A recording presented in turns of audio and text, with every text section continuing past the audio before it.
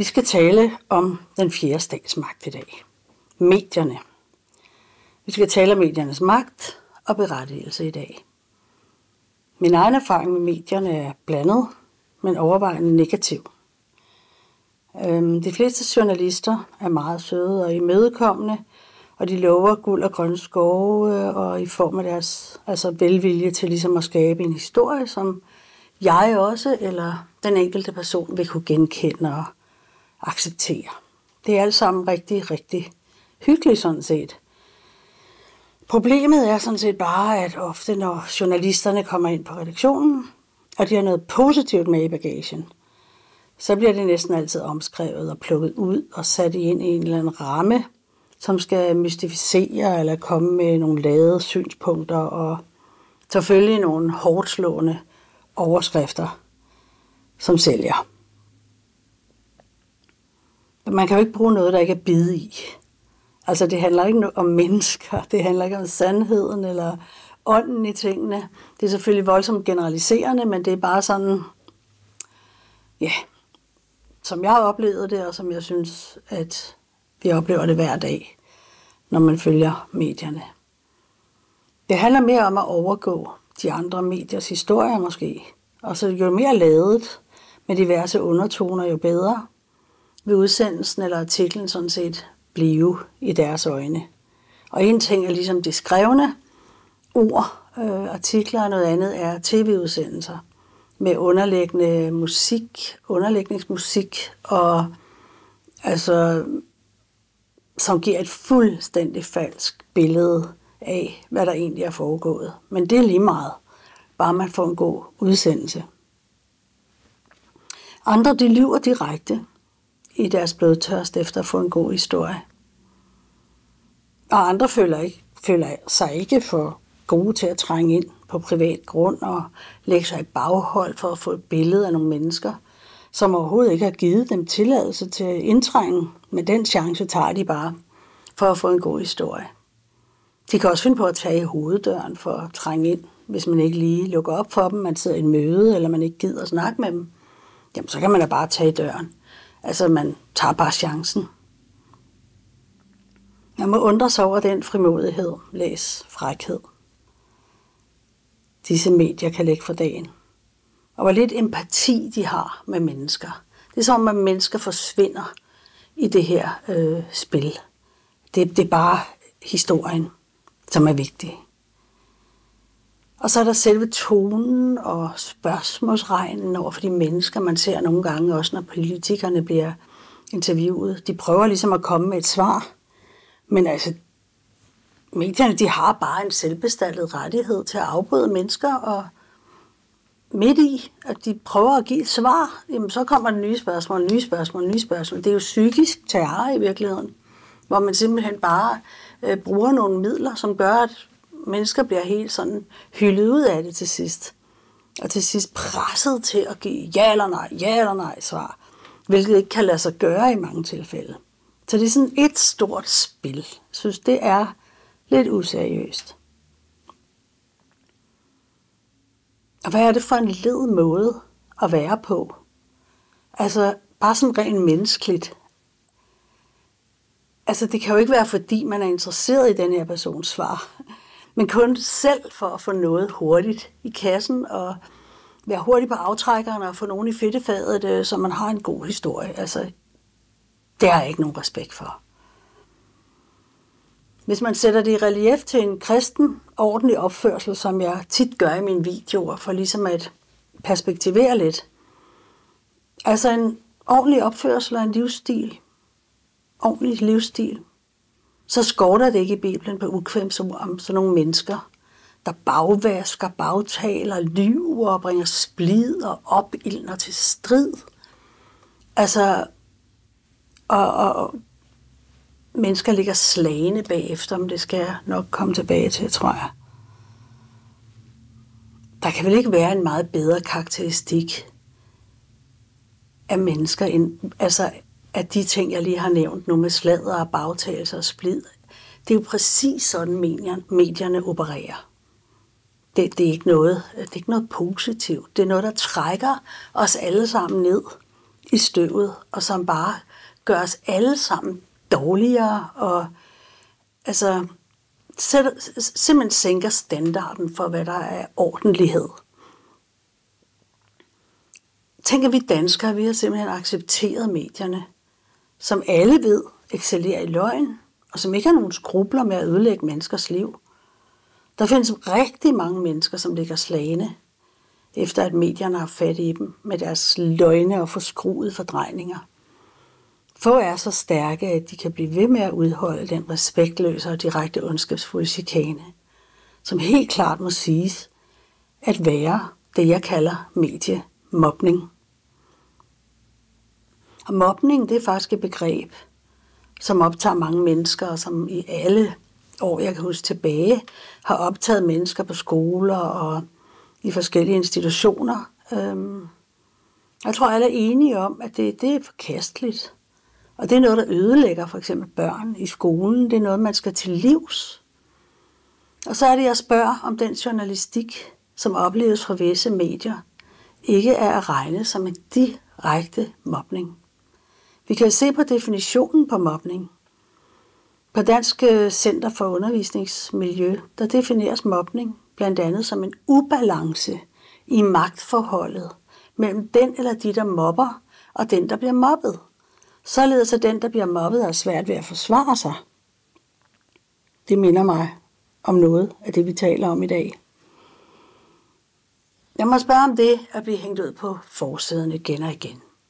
Eller kørt kampagne på, uden at have mulighed for at forsvare sig. Adskiller det sig meget fra mobning? Der er en ubalance i forholdet. Det kan godt være, at man kan argumentere for, at politikere har magten, og derfor er det dem, der skal holdes i ørerne. De er ligesom de stærke. Men jeg synes egentlig, det er en lidt falsk præmis. For altså, har man nogensinde set politikere udpersonere journalisters private forhold, eller lektier i deres baghave? Altså, det kunne de godt prøve en gang. Det kunne være meget godt for dem. Og mærke, det er meget godt nogle gange at tage sin egen medicin. Men det giver ikke nogen mening at bruge den undskyldning, at så, fordi de er magthavere, så skal man bare knalde dem ned, sådan som det sker.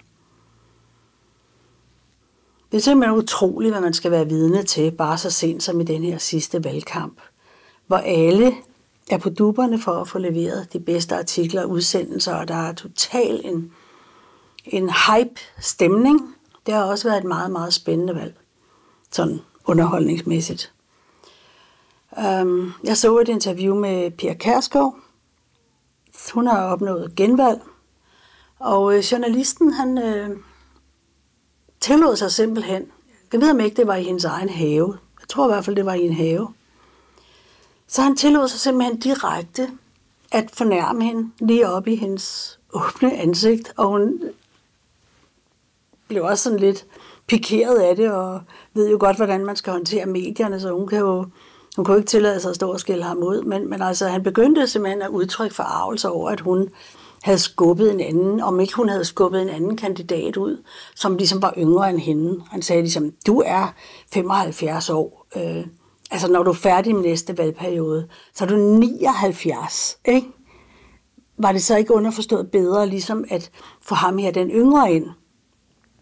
Altså selvfølgelig havde hun ikke skubbet nogen til side, og hvad verden bilder han sig ind? Altså, jeg kan ikke engang sige, at det er en ung opkobling, for det var faktisk en, der selv var lidt oppe i årene. Men hvor er det dog frækt at opføre sig på den måde. Og så har vi hele Pape-sagen, Søren Pape fra Konservative. Han stikker så lige næsen frem som statsministerkandidat. Og så er han selvfølgelig også ligesom selv ude om at blive mobbet. Altså til døde af den ene artikel efter den anden. Det er jo spillets regler. Altså mediernes beføjelser. Selvbestaltede beføjelser. Jeg tror, at de fleste danskere ved, at en meningsmåling i august måned, jeg tror det var omkring den 20. 21. Få dage efter, at Søren Pape han havde meldt sig som statsministerkandidat, der stod de konservative til 16,5% af stemmerne imod det valgresultat, som de havde fået sidste gang, og som de så endte med at få på 5,5. Og det var endda 2 mandater mindre end forrige gang. Men de havde selvfølgelig fuldstændig regnet med et meget bedre valg, og det havde alle. Men altså, det var selvfølgelig en lækkerbisken for medierne, så de kunne få den her succes på forpuret. Og de gik straks i gang med en af deres mobbekampagner.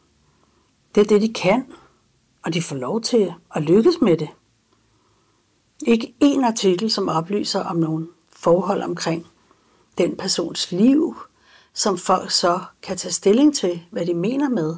Men den ene artikel efter den anden, med den ene lede, uværdige, lavede overskrift efter den anden, som banker nærmest den såkaldte nyhed ind i folks bevidsthed. Altså man kan ikke undgå det, fordi det er jo en kampagne, og det er jo det, der er meningen. Så kommer den ene ting efter den anden. Man kunne berette så, at han som justitsminister i sin tid rejste til den Dominikanske Republik på ferie og holdt møder med minister, uden at Udenrigsministeriet var involveret. Vel at mærke for 4 år siden. Hvor er det dog useriøst at bringe en så gammel nyhed frem, blot for at ødelægge en mands muligheder. Det er da mærkeligt, hvorfor den ikke kom frem for 4 år siden, hvis den var så forfærdelig. Det kom også frem, at Søren Papes nu eksmand ikke er jøde eller nevø til den tidligere præsident, hvilket Pape ellers havde sagt offentligt. Sjovt nok, så kan selve den tidligere statsminister komme afsted med at fritage sig selv for ansvar, fordi hun ikke vidste, at der ikke var hjemmel til at slå mink ned. Vidste Pape, at hans eksmand ikke talte sandt? Det er der ikke noget, der tyder på. Endelig så skulle hans udtalelser om Grønland gøres til en stor sag. Det er okay. Der er nok begået værre brøler end det. Må ikke? Jeg kan i hvert fald tænke på op til flere. Nu efterfølgende, hvor man har fået jordmanden og hans parti, reflekteres der fra mediernes og kommentatorernes side om, hvorvidt medierne kunne have handlet anderledes, uden at nogen tør slå fast, at selvfølgelig er det mediernes skyld. Altså, der var jo ikke noget før, der tydede på, at Pape ikke kunne lede sit parti. Han var tværtimod den mest populære politiker. Altså, på få måneder er han lagt ned. Det er det, medierne kan. Og det er det, de får lov til. For år tilbage, der sneg journalister sig ind på en ministers private grund, tror jeg de fleste kan huske. I nattens mulm og mørke, og de begyndte simpelthen at rode i familiens skraldespande. Og ministeren blev derefter udråbt på forsiden af en avis som miljøsvin. Hvor dybt kan man synke? Har disse journalister med deres redaktion i baggrunden ikke en stopper i sig? Har de ingen normal opdragelse? Det er da ikke i orden at opføre sig på den måde under nogen omstændigheder. Man kunne spørge, hvorfor vi accepterer det. Hvorfor accepterer en lille dreng i en skolegård at blive sparket og slået? Svaret er enkelt. Det gør han heller ikke. Men kan ikke gøre noget ved det. Det er desværre en accepteret præmis, at medier har lov til de mest uhyrlige ting, bare de kan levere en saftig historie. Hvor er det dog usmageligt og usselt. Og kommentatorerne og andre medier følger troligt op, når en sag går i en retning, som nu dette med Søren Pape. Der er ingen grænser for, hvad der bliver sagt og skrevet om, hvor elendig han i virkeligheden er. Egentlig imponerende, at man kan skifte så meget personlighed og blive så ubrugelig på så kort tid. Skal man kalde det, der foregår, for ytringsfrihed? Eller mediernes forpligtelse til at holde magthaverne i ørerne? Hvem er det, der har magten her? Det er vist tydeligt. Det er ikke mediehusene, der er gået nedenom og hjem. Tværtimod. Tak fordi du lyttede med i dag.